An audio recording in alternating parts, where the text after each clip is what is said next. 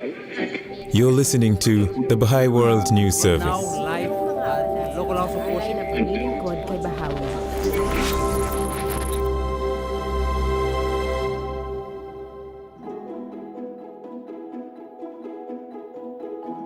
In this episode, we hear from Professor Hoda Mahmoudi, holder of the Baha'i Chair for World Peace at the University of Maryland.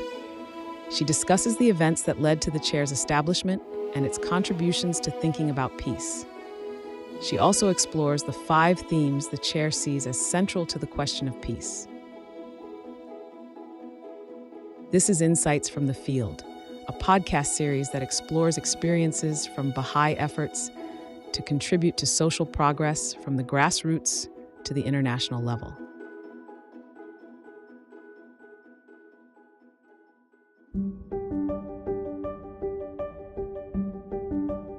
Ever since it was established in 1993, the Baha'i Chair has been engaging in several complementary activities, including conducting and publishing research, designing courses, and offering seminars on world peace, all within an interdisciplinary context that draws on insights from science and religion. The Baha'i Chair has been now functioning for about 30 years. Actually, it's in its 31st year, which is very exciting for us. And the story of how this chair came into being is really quite interesting. 2 men who are of Middle Eastern origin, who were scholars, professors, become friends in Lebanon. And they began to talk about the desire for a more peaceful world. How can we bring about a more peaceful world? And one of them basically shared a little bit about the Baha'i perspective on peace. Professor Mahmoudi explains how Edward Azar, at that time a professor at the University of Maryland and the director of the university's Center for International Development and Conflict Management, or CIDCM, was advancing ideas and proposals for a resolution to war. Professor Azar encountered the promise of world peace, a message from the Universal House of Justice, the international governing body of the Baha'i faith, exploring the prerequisites for peace and challenges toward its realization. Professor Azar was so moved by its contents that he wrote to the Universal House of Justice proposing the establishment of the Baha'i Chair, saying, "My colleagues and I have read and thought about the promise of world peace. With this letter, I am answering on behalf of CIDCM and the University of Maryland your call. If the Baha'i experience can contribute in whatever measure to reinforcing hope in the unity of the human race, we are happy to offer it as a model for study. Given the mission at our center, your ideas on world peace, and the willingness of the university to proudly invite Baha'is to explore and discuss the Baha'i point of view in a scholarly and objective manner, I propose we establish a chair and a program on Baha'i studies at this center." So the chair basically, as I mentioned, is interested in how to understand but find solutions to the problem of peace.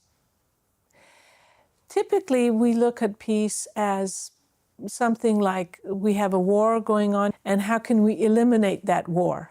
But peace is much more than the elimination of war. And that's what the Baha'i perspective really gets at. And as we investigate this perspective of what is peace, we always examine the moral or ethical or spiritual aspect of what this requires, this movement towards a true peaceful world. To define peace from the chair's perspective would be to say that we want to look at the entire planet. So every human being, all the peoples of the planet, and all the nations on this planet are a part of our vision for peace.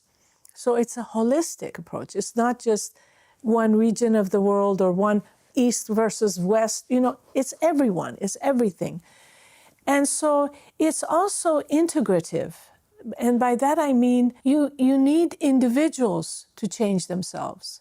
You need institutions to change themselves. You need the countries and leaders to look at an alternative way of leading the world. So this integrative approach is very critical to our work because we think without it, there won't be a culture of peace.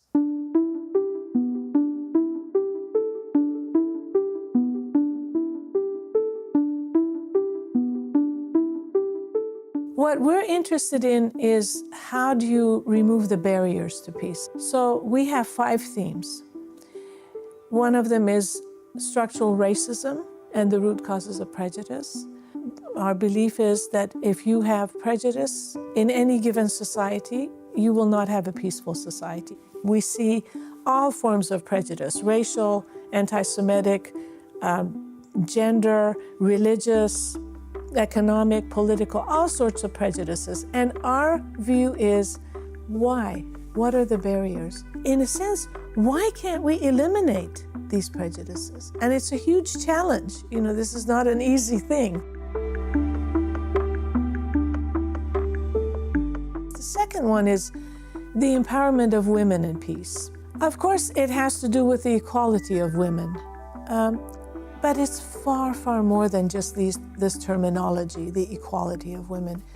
Oftentimes people feel that, well, you know, the men and women are so different that you can't possibly look at them as similar, if I can put it that way. But actually, from our perspective, we feel that the differences are quite small. That quite frankly, men and women can almost do everything that the other does. So based on that, we think that unless women have a major say in all the arenas of society, major, that peace is not possible. And it's not just let's add percentages to how many women should be in parliaments or in this. That's a wonderful effort. But as the evidence shows, there's good, clear data, that hasn't made a difference. Women still are not empowered. They still do not really have a voice. They still do not have the capacity to bring significant change. In the Baha'i writings, it is very clearly stated that when women have full equality in this world, they will put an end to the institution of war.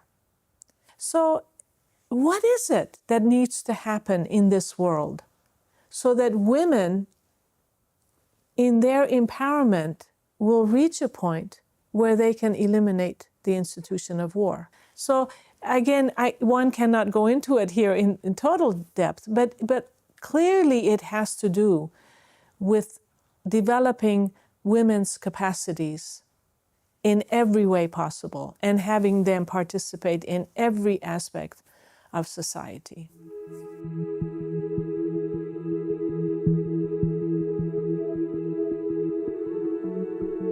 The next theme is human nature. Obviously here we're interested in understanding ourselves. Who are we? Are we people who can find ways to collaborate, to come together, to think about ways to improve the plight of humanity? Or are we just innately aggressive and violent and, you know, that's just who we are? I mean, there's always this tendency for people to say, well, you're never going to change that. That's just in our nature. You're never going to change our aggressive nature. But actually, we have clear examples of where if it wasn't for human cooperation and collaboration, we would not have gotten this far. And you know, that people have, throughout the ages, have had to find ways to understand how to get along with one another and improve the condition of their particular community, society, whatever. From the chair's perspective, we think that every human being is a spiritual being. And every human being is really equal, should be treated with dignity, with respect, and that we need to find ways to look at the more positive sides of the human nature, which is the more spiritual, the ethical, the moral.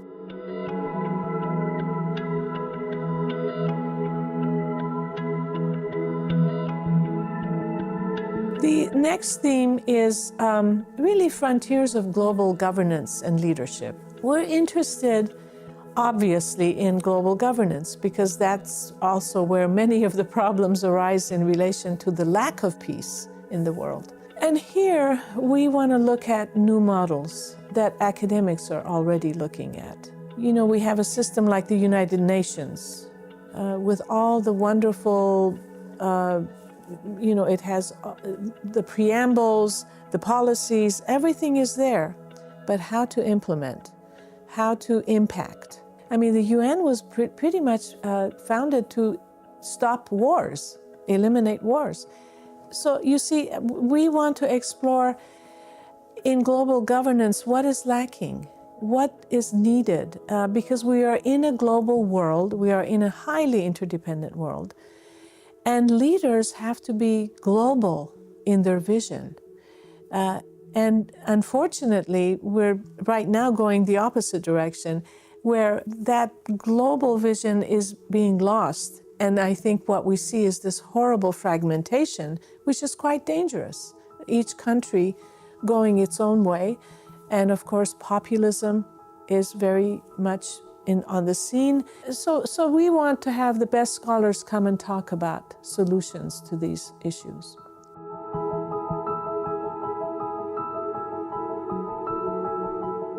The fifth area of our themes is really environmental degradation and climate change. I don't have to say a whole lot. I think humanity is beginning to understand that this is a real problem. But the angle we take in relation to the environment and climate change is again the ethical, the justice side of climate change. How do countries that have more take responsibility for those who have less? How do those who have more resources share those resources with those who don't have? This is very difficult, but we think that there are wonderful, again, scholars who are looking at this very carefully and trying to find ways to find solutions to this problem. I have to say that at first there was a lot of negative, doom, kind of a doomsday attitude about this, but more recently, there are some authors and some scholars who are saying, look, it doesn't help to just look at only the negative. Let's see what are some of the positive things that are already beginning to take shape, that if we can just move along that track, will get us to try to at least see if we can eliminate some of the major crises that we are facing in this area. So 5 themes. We consider them as barriers to peace, because if these are not solved, and within these 5 themes, you can come up with all kinds of other topics, and we do cover those, like colonialism, anti-colonialism, issues about development, economics, etc. Then what we do is we ask these scholars who we feel are like-minded and who we feel have good ideas to offer, because their research is really quite well integrated. We ask them to contribute a chapter to a volume, and the Baha'i Chair edits that volume, so that means we write the introduction, and sometimes we offer a chapter of our own, and we publish these with academic publishers. We've had books on all 5 themes published, and we'll continue to do this.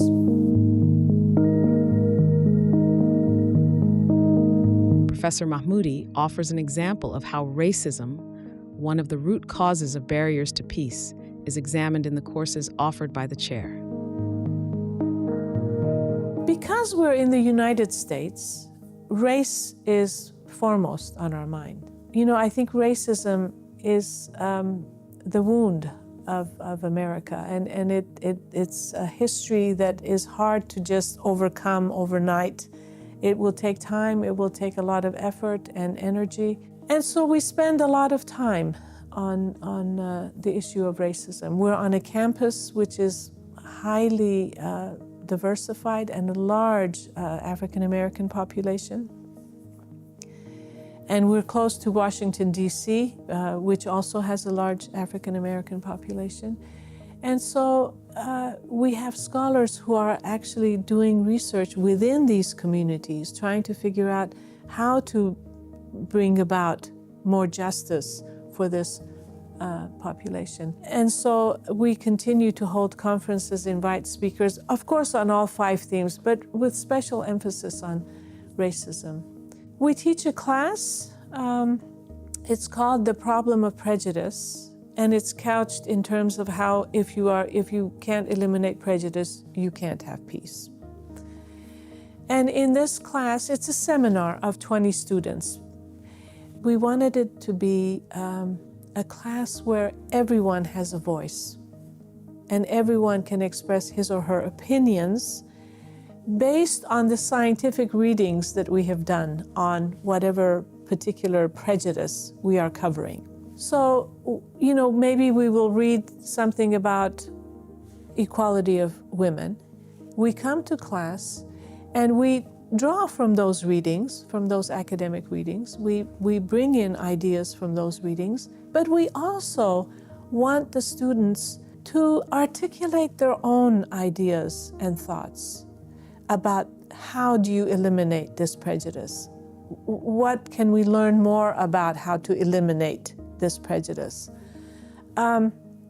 And I think what's important about that class, to create that environment where students feel comfortable enough to open up. That's the aim here, because we want them to learn from each other's experiences. When these students open up and talk about what prejudices they have experienced, then it's really helpful to the rest of us who are listening to these students articulate, share what it is that they have experienced and how they've overcome that particular problem. And sometimes students will admit that some of their parents are very prejudiced about where they buy houses, in whatever neighborhood and all that. Or they will say how they were made fun of because of the kind of food they ate in the school cafeteria. It starts like that, their own experience, but then it builds up on the complexity of these prejudices. And then they begin to see that everyone has a role to play. And I tell them that they're going to be the future leaders, and therefore in whatever place they are, they need to find ways to, eliminate these prejudices. So the class is actually very helpful in teaching all of us this problem of prejudice and how deep it goes in all the societies of the world. So this is really what we do. We are foremost interested in a very complex approach to peace. And this is the most important thing, because it's not going to happen overnight. It's a long process. It involves every individual. And, to create a culture of peace means that every individual has to help, has to internalize these moral, spiritual teachings of how do we eliminate racism, how do we eliminate sexism, how do we eliminate all the other forms of prejudices that there are. It may be hard, the issues may be difficult, but we can have an honest, mature, adult-like conversation about all these issues without further fragmenting and creating a crisis of identity. So again, that is our foremost focus, is this culture of peace and how to promote it.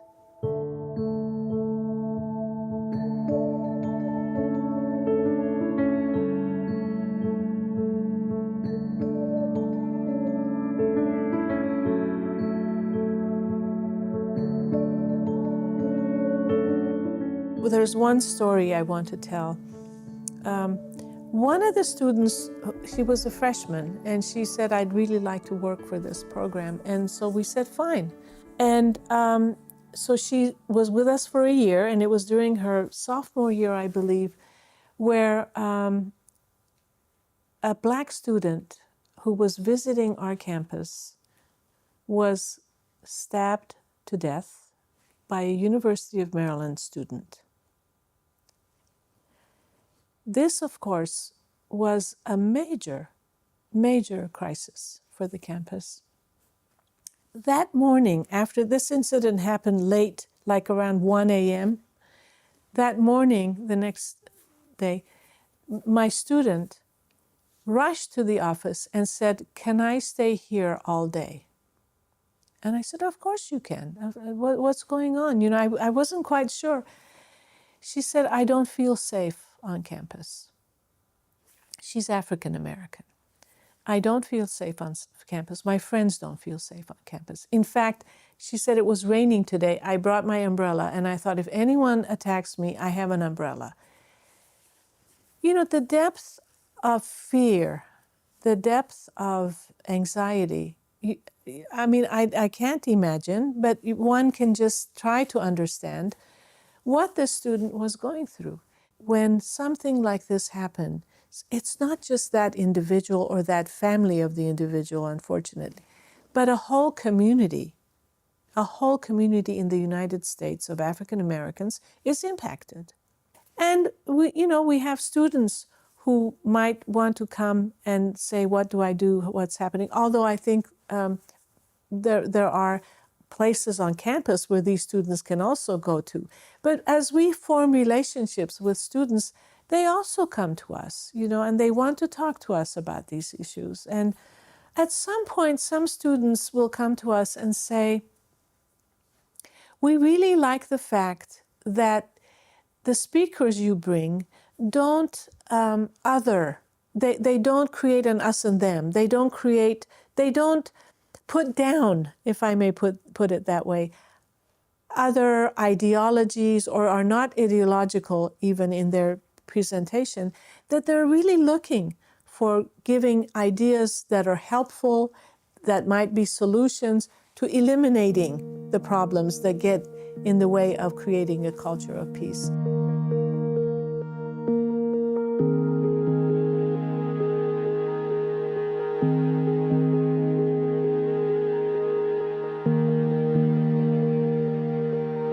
So the work of the Peace Chair in some ways is unique, because obviously there are a lot of people who are working on peace and doing great work on peace, and we just are very appreciative of that work. But the Baha'i Chair is slightly different than many of those. And the major difference, I would say, is that we always want values or this moral framework to be at the forefront of everything we discuss, but also this integrative approach.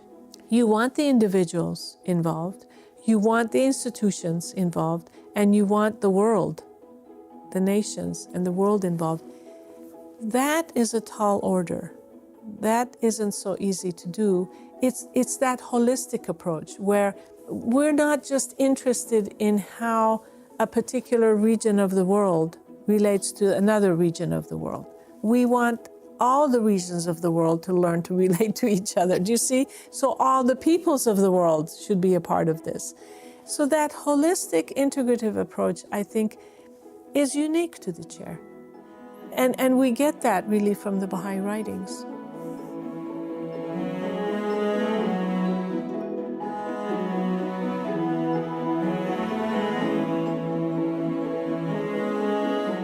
You've been listening to Insights from the Field, a podcast series from the Baha'i World News Service.